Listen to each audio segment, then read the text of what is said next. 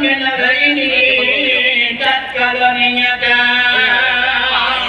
Bupati sayang Sirapati dapat kaki tenang galawa Salmar Madino kamobi kepedagang hai hati di Bernona kota yang mukat sila yang mukat camping yang mukat mie yang mukat Honda yang mukat HP yang mukat mobil yang mukat tiang yang mukat hijau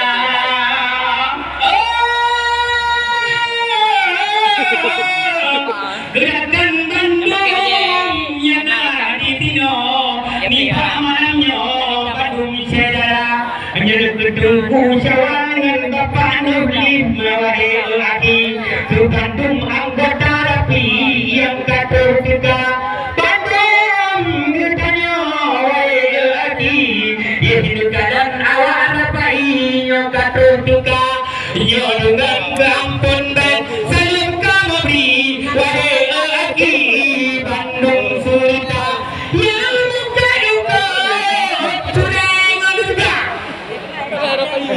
yang bukan obat ngan bukan pajak yang bukan pusok dengan pecah belah yang madum medua Bandung surga yang bukan pajak kan medua yang salim sebelah kamu juga yang bukan perak warung kopi yang bukan ruti pakaian olahraga yang mengkaitkanmu wahai abi yang Bandung yang bukan bangunan lagi wahai saudara gedungku Haikal Fikri sebagai pendai Yoga PJ Bupati Hansagai lupa ke Bapak Fadlullah yang anggota DPRI ke Bapak Rafli yang juga bertugas ke Bapak Nasir dan Mahfud Ismail